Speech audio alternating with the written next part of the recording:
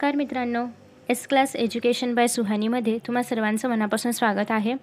इयत्ता 10वी मराठी कुमार भारतीमध्ये बोर्ड परीक्षेला वाक्प्रचार विचारले जातात। वाक्प्रचार आणि त्यांचे अर्थ आणि सोबतच त्यांचं वाक्यांमध्ये रूपांतर सुद्धा करायचं असतं। तर आताच्या व्हिडिओमध्ये आपण फक्त वाक्प्रचार आणि त्यांचा अर्थ पाहणार आहोत। नेक्स्ट काही एक्झाम्पल्स मी घेईन ज्यांचे आपण वाक्यात उपयोग पण पाहणार आहोत।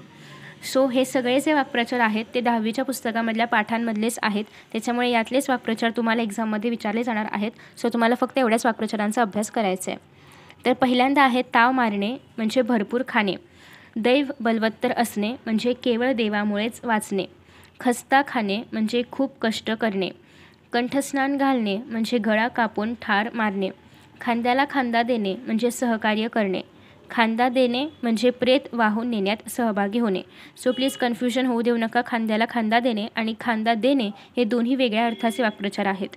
अकलेचा कांदा असणे, अतिशहाणा असणे, चेंदा मेंदा करणे म्हणजे कुटून टाकणे, कित्ता गिरवणे म्हणजे सराव करणे, तोंडसुख घेणे म्हणजे खूप बडबडणे, तोंडावर येणे म्हणजे नजीक येऊन ठेवणे, सार्थक होणे म्हणजे धन्यता वाटणे, मन आतून फुलून येणे म्हणजे मनातल्या मनात आनंद होणे, जीव फुटून जाणे म्हणजे भयभीत होणे। तुम्हाला एक्झाममध्ये वाक्प्रचार दिला जातो आणि तुम्हाला त्याचा अर्थ लिहून वाक्यात उपयोग करायचा असतो। जेव्हा तुम्ही एखाद्या वाक्प्रचाराचा वाक्यात उपयोग करणार तेव्हा ते वाक्प्रचार त्या वाक्यात जिथे कुठे आलं असेल त्याच्या खाली तुम्हाला पेन्सिलने छोटीशी बारीक अंडरलाईन करायची आहे, सो दॅट एक्झामिनरला कळेल की तुम्ही वाक्प्रचार वापरला आहे आणि तुम्हाला त्याचे मार्क्स मिळतील।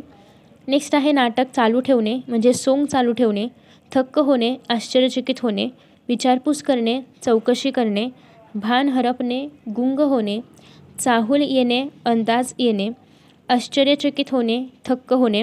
तसेच समानार्थी शब्द, विरुद्धार्थी शब्द, शब्दसमूहाबद्दल एक शब्द आणि इतर व्याकरण विभाग, उपयोजित लेखन या सगळ्यावरती व्हिडिओज अपलोड केले आहेत। त्याची लिंक तुम्हाला खाली डिस्क्रिप्शन बॉक्समध्ये किंवा कमेंट बॉक्समध्ये पाहायला मिळेल।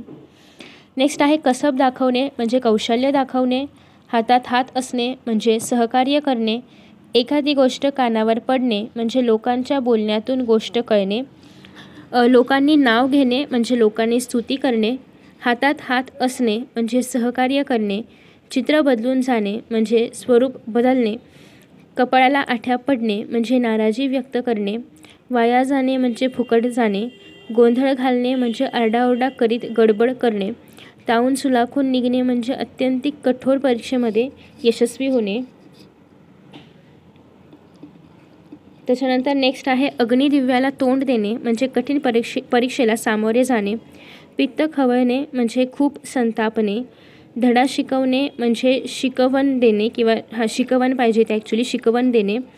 नेक्स्ट आहे सर करणे म्हणजे काबीज करणे, चक्काचूर होणे म्हणजे चिरडून नाश पावणे, वावड्या उठणे म्हणजे खोट्या बातम्या पसरणे, गगनभरारी घेणे म्हणजे यशाकडे झेप घेणे, सुस्कारा सोडणे विषाद व्यक्त करणे, खनपटीला बसणे खूप आग्रह करणे, तगादा लावणे पुन्हा पुन्हा सतत आग्रह धरीत राहणे, पिच्छा पुरवणे खूप आग्रह धरणे, निकाल लावणे निर्णयापर्यंत नेणे, गुडघे टेकणे शरण जाणे, धीर न सुटणे हिंमत न हरणे, उमेदीने जगणे जिद्दीने जीवन कंठणे किंवा जगणे, मूठ भरलेली असणे जीवनात वैभव सुख समृद्धी सगळं काही असणे, तळहातावर शीर होणे म्हणजे प्राणांची पर्वा न करता शत्रूशी लढणे।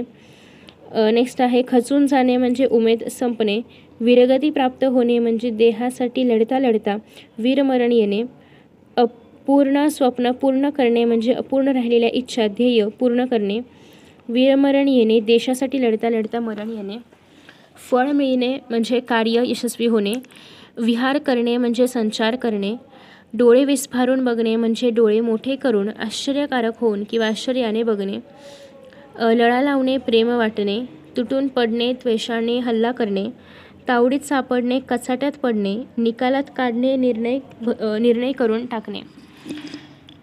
त्यानंतर आहे नेक्स्ट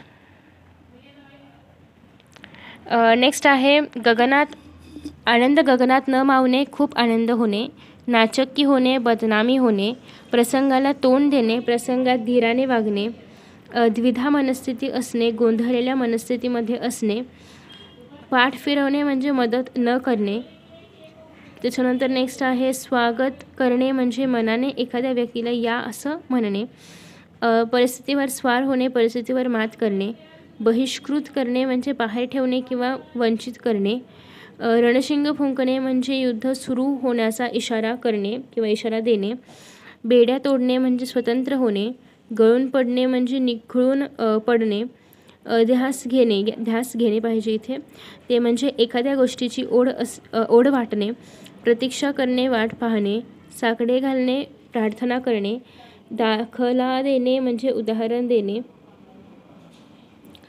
नेक्स्ट आहे कास धरणे. एक मिनटं. वाया घालवणे, फुकट घालवणे. कास धरणे, अनुकरण करणे. गुण्यागोविंदाने राहणे, मिळून मिसळून आनंदाने राहणे असा त्याचा पूर्ण अर्थ आहे.